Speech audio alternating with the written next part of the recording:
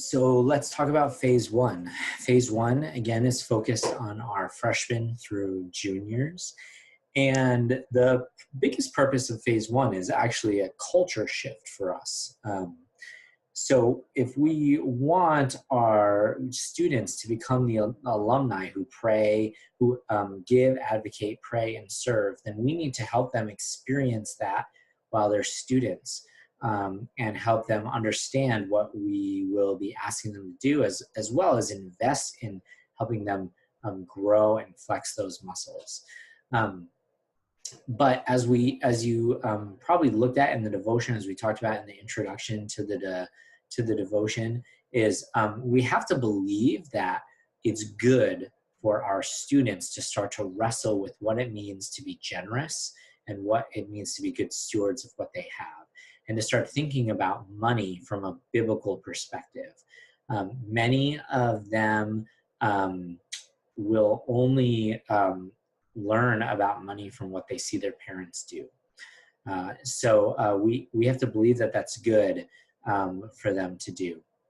But this culture shift that I want to see us have in our chapters about doing things intentionally so that our students become the alumni that we want them to be. And that means generous givers that give just even beyond InterVarsity, that become generous givers to whatever they're connected to and involved in, to their local churches, to other organizations, to be those who are willing to and able to serve in our ministries, to become great advocates for InterVarsity, to learn how to talk well about InterVarsity to people who aren't students, and then to become great prayer warriors for the ministry as well.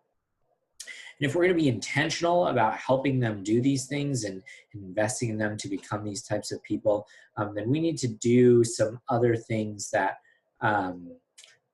that happen in our chapters. And so our chapter programming is not going to be completely transformed, but we're going to insert some things intentionally into what we're doing as chapters.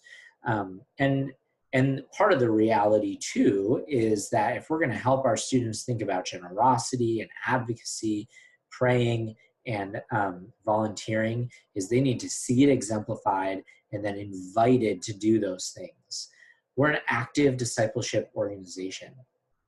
So we have the discipleship cycle, which means we don't just talk about things. When we learn about something, when God speaks to us through his word or through prayer, we take action on it. And so we're going to invite our students not just to learn about biblical generosity and stewardship, about advocating and praying, but we are, and serving as well, but we are inviting them to actually practice that. So we do that already with the volunteering. We invite them to do that. They give of their time and their energy to do that. We're going to talk about in phase one advocating. And we're also constantly inviting them, hopefully, to pray for the ministry.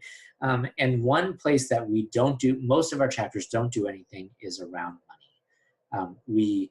Very few of us teach on biblical views of money, and very few of our churches, if we're honest, do a lot of teaching around money. And so most of the students, as I said before, get their views of money from their parents, which could be really good or really bad. And so I'm inviting us all to start to do some teaching, ideally once a semester, in at least one structure on biblical stewardship or generosity to our students. And we're going to do that. We'll have some content for you. But the other piece to that is that we're also going to invite them to respond to it by actively giving to InterVarsity or somewhere else. And then we'll do some debrief and interpreting around that. So whether it's you're going to teach on stewardship and generosity in large group or in your small groups, or you'll do a weekend seminar on money, or a fall conference or winter conference on money, or some other special programming on generosity and stewardship. It doesn't matter to me. What matters is that we're starting to talk about it. We're starting to get our students to think about it, and that we believe that it's good for their discipleship if they're thinking about and investigating what it means to be generous givers to of the kingdom, and good stewards of what God has given them.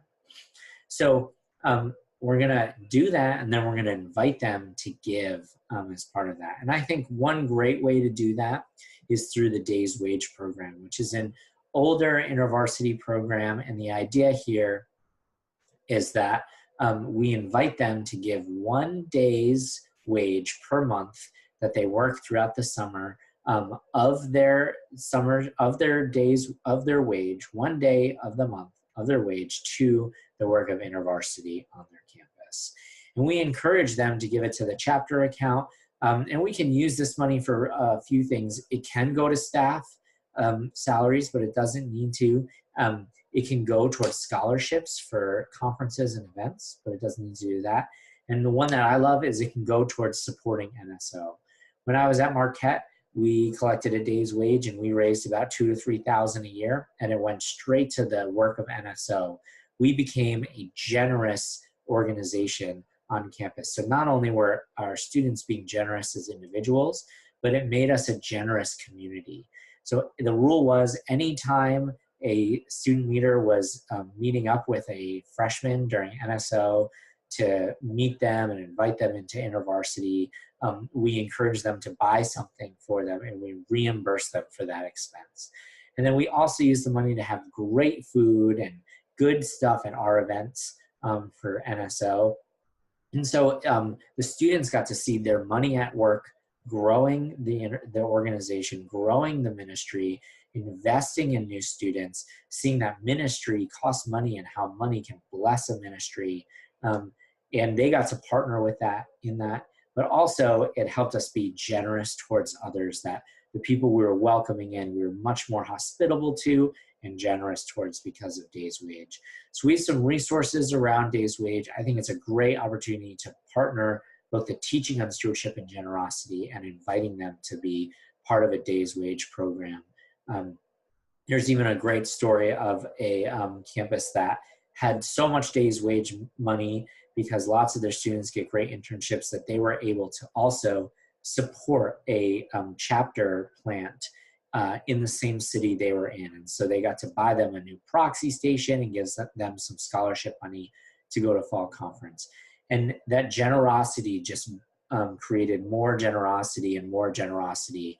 And it was a beautiful idea that they said, we have more than enough for our needs. We could help meet the needs of other chapters around us. And that was just beautiful. And that is the vision we're going for when it comes to teaching on stewardship and generosity and inviting our students to take part in that.